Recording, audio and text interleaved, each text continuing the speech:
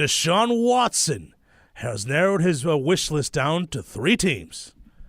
You have the Jets, the Carolina Panthers, and the Miami Dolphins are on his 3 teams he would approve a trade to. The 3-team list. Final 3. It's like The Bachelor. Although he wants Throw Carolina out.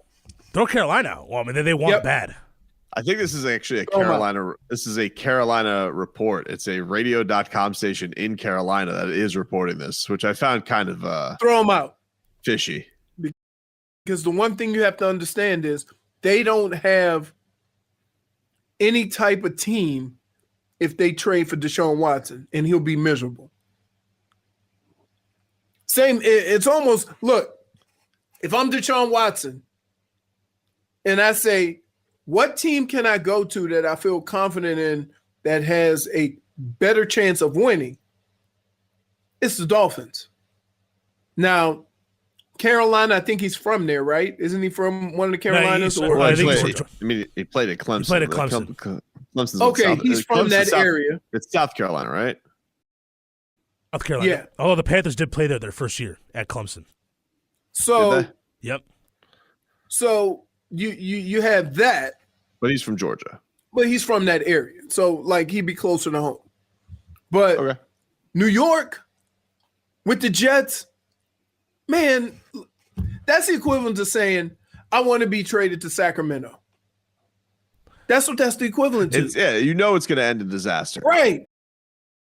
And with Carolina, I'm not saying that they can't build it, but they don't have – they're going to have to totally deplete their team to do it. Now, between the Jets and the Dolphins. I get the Carolina thing. It's great, cool, great. It's between the Jets and the Dolphins. For this reason, between the Jets and the Dolphins, look at how many first-round picks they could give you, and it won't necessarily deplete their team. What is Carolina going to have to give up?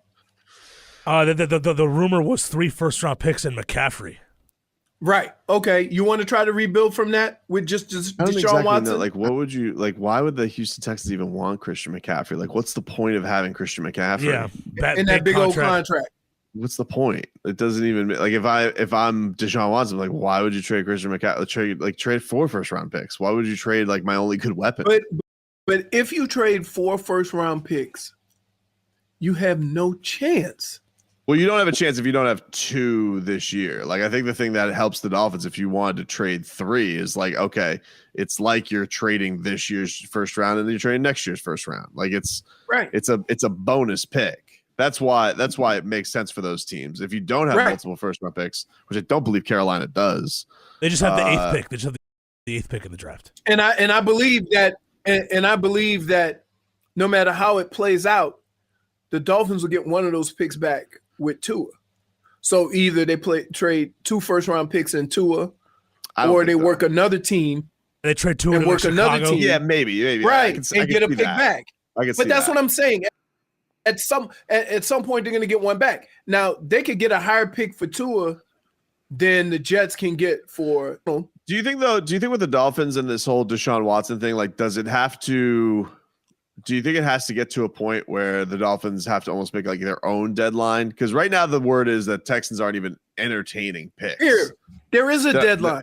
They're not even entertaining draft talk on it, because you have to eventually know what your plan is. Like, the Dolphins have spent time at the Senior Bowl. They've invested time into looking at these prospects. You have the draft coming up.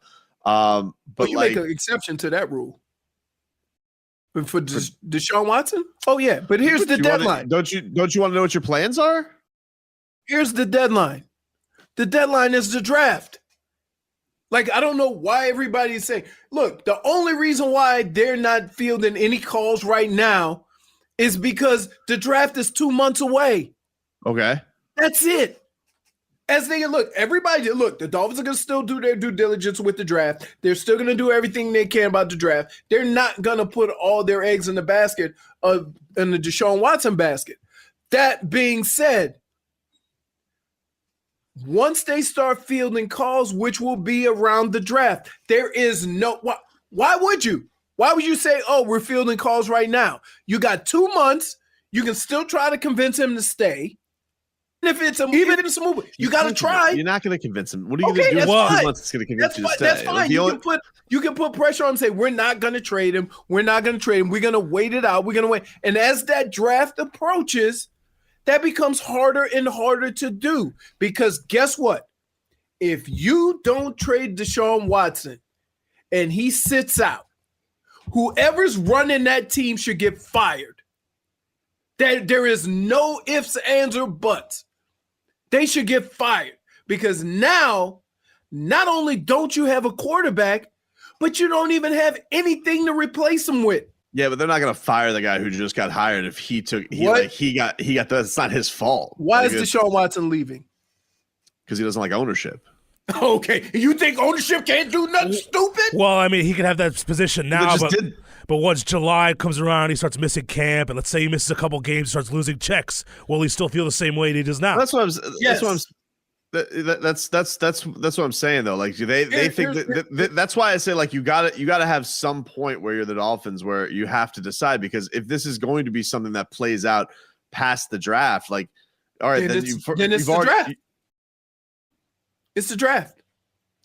I'm telling you, the draft is the deadline for everybody, because it's the deadline for Houston. Because if you're going to build for the future, okay, it would suck that you don't have a first-round pick this year and you waited until after the draft so that even if you trade 3 first-round picks, you gave that team Deshaun Watson and their first-round pick? You can't do that. Especially the Dolphins with 2, you get 2 first-round picks and Deshaun Watson.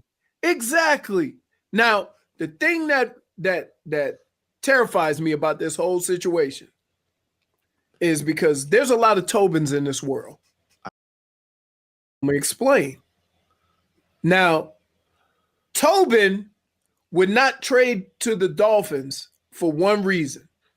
I'm not going to trade my star player for my own pick. Yep. Yeah, I would probably agree with that too. Right. That not a Tobin thing? Even though I thought that was more, but I think that was more of a problem last year. Like when I suggested trading for Deshaun Watson last year with all that stuff, I felt like that was a bigger issue because you still had Bill O'Brien there. Like he just made the deal. Yeah, this personnel. You do have a different GM. Like it's kind of stupid to look at it like, oh, it's my own pick. Like you're getting the number 3 pick back, so you're almost getting yourself. I mean, yeah, you'd probably have to look at it as, oh, I'm getting a bonus pick, but is really no difference. Like if Deshaun Watson doesn't want to go to the Jets, I'm going to hem and haw over the 2 and 3 pick because that used to be my pick. But the deadline has to be the draft, because think about this.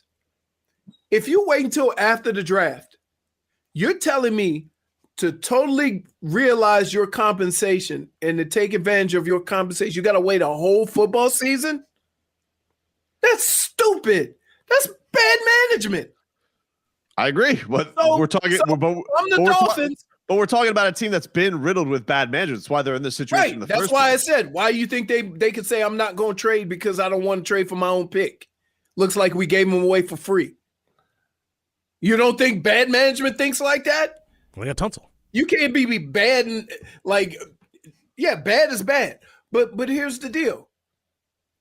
The Dolphins have until draft, because once that draft plays out and you've built your team and built your team for the future, like either one or two things are going to happen. Either at that point, if you like what you did, you're not going to care how many first-round picks you got to give up for him, because you got all the guys you wanted and the time is now. Mm-hmm.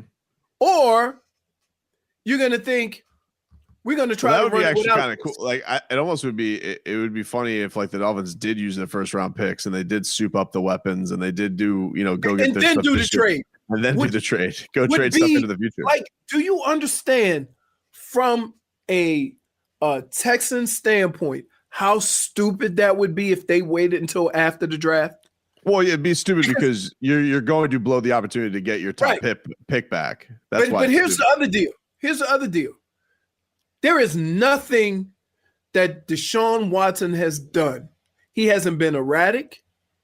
He hasn't been angry. He's been very calculated and how he put stuff out there and the things that he said and how he said them. This hasn't come from a place of anger. It came from some of a place of anger. Look, he was upset, but you've never seen him upset. He's come. He's brewing it in. He's come to this conclusion, and it's been a thought out decision or conclusion that he's come to. Does he seem like the guy that wouldn't ride this out? Speaking of weapons, did you see the report from the Dolphins being interested in Aaron Jones? Was that tickle your fancy? Yeah, a slight tickle. Because I'm sure you have to pay him. That's the problem. That's the only reason I'm not all. Yeah, you got it. Well, yeah, he was fourth in the league in rushing last year. I would imagine he doesn't want to come here. I mean, how many running back we got all excited last year with Jordan Howard and Matt Breida last year. Yeah, but Aaron Jones is way better. They hadn't had the years that he's had this past year. What I would say is that if the league has determined how the running back position is, if you're gonna do that, why not draft one of those running backs in the first round and get it for cheaper? Or you can wait till the second round and draft North Carolina. No, but you don't. But again, if you're gonna pay for a free agent running back, then take Najee Harris at the 18th pick. Yeah. What you understand? You're still getting off. I mean, well, I guess the other argument would be just if you feel like it's a wash and you're basically giving up money. It's a free agent. So if your asset is you're just giving up salary cap space, and then you could use the 18th pick to do something else. I don't feel like it's. I don't actually feel like it's that big of a. I don't know if it's that big of a. A Money is king in a salary sport game. There's space for it. DA says, this isn't me. DA says Aaron Jones would be great for Tua's checkdowns. That's funny. That wasn't me. But so if you feel running backs are a dime a dozen, and this is what the league is saying, I don't necessarily believe that, but if that's what you think, why would you spend free agent money on a running back? Yeah, I'd rather take a Najee Harris in the first round. Just go ahead on the keys to money. Guess what? Because here's what I would say be the arguments to that. Let's say in best case scenario, Najee Harris is really, really good. Let's say he's Zeke Elliott good, or he's Todd Gurley good. Yep. Eventually, you're going to have to pay him anyway. And then a lot of the times, the investment almost becomes greater and the fall off becomes greater, because we've seen with giving these guys big contracts, it doesn't feel like it fills out the life of that contract. If you're just giving a guy, fresh off that you didn't invest that first round draft pick and just giving him the money, I don't feel like it hurts as much, because the money is the money. Who cares about the draft pick? The money is the money. It's not, though. It's because you're going to feel like with a running back, you feel like if he becomes a star for you and you draft him, there's going to be a propensity to want to keep him for the long term of his career, even if you have kind of taken the best tread off his tires already as a franchise. I mean, some of the running backs I could think of that, let's think about Le'Veon Bell. Let's think of it this way. DeMarco Murray. Think of it. Well, let's think of it this way. If you take and draft a running back, and you have to pay him after year 3, right? Mm-hmm. Having a running back that you sign for $15 million, and then he plays his contract for 2 or 3 years, and then you have to find another one. You're in the same spot. You're not, though, because this is where I think the difference comes. You still have you still got to use that first round pick for something else. Like it's not an either or there. Like you're telling me that you either trade Najee Harris or use the money. Like I feel like I'm using the money and then I'm going to use my first round pick for something else that could really, really help me. That's the way I look at it. If I paid the same amount of money for any other position on the field, what's going to give me my best return? The other position. That's the way everybody views a running back. So I take and put the least amount of investment in a position that I value less and spend that money on a position I value more. So a draft pick, you're going to give him a contract of $15, $20 million over 4 or 5 years that you may have to redo in 3 years. Yeah, but that means, but most free agents in the NFL, like if you're making it to year 3 and they're still being productive with you, that's a good signing. Like I would say most free agents, you're probably hoping the best is you get 2 really good years out of them. well, it depends on what you talking about. Running back. Yeah, running back most like, because I feel like most of the time when you're making a big free agent signing, you're hoping that's going to really fill a void and really help you win right away. Like I don't feel like you should go make big splashy free agent moves that you think are going to help you for a decade. Like that, when does that ever happen? Right, which is my whole point about offensive linemen. But by the time, like, let's say in this case, if you had Aaron Jones or Najee Harris, like by the time you would hope that best case scenario with Aaron Jones, like, all right, he's good for you for 2 years, maybe 3. By the time you're in that 3, Najee Harris, you're probably going to have to give it big money by the end of that anyway. Well, Leroy, the counter argument to your Joe Thomas point, you can also make the same case with the Calvin Johnson. Like the Lions drafted him 2 overall. He's a Hall of Famer, but nothing ended up happening. Like they never won anything with Calvin Johnson. It's the same argument. Yeah, but not because he wasn't productive. No, he's the best. I'm saying, look, it's easier to quantify Calvin Johnson's numbers than it is Joe Thomas's numbers. I think the other thing that's also a question with Aaron is, and this isn't to belittle him as a player or anything like that, is all right, you're leaving that offense that has, the best wide receiver, the best quarterback. What is the drop off going to be when they really are going to lean on you in Miami with a rookie quarterback who's going to need you for all things? Like, is that going to affect him? Like, are some of those numbers bolstered by the fact that everybody's scared of Aaron Rodgers? Yeah. Well, think about this. Najee Harris would be stepping into a very similar situation that he's been in. Alabama runs a very pro-style offense. Yeah. They run in between the tackles. They run a lot of, gap zone stuff. And so from that standpoint, he will be ready just based on what he's done. And he won't have, the cushion of playing with an Aaron Rodgers and them concentrating on that. So you have less questions about Najee Harris. You don't have those you don't have those questions about Najee Harris that you have about Aaron Jones.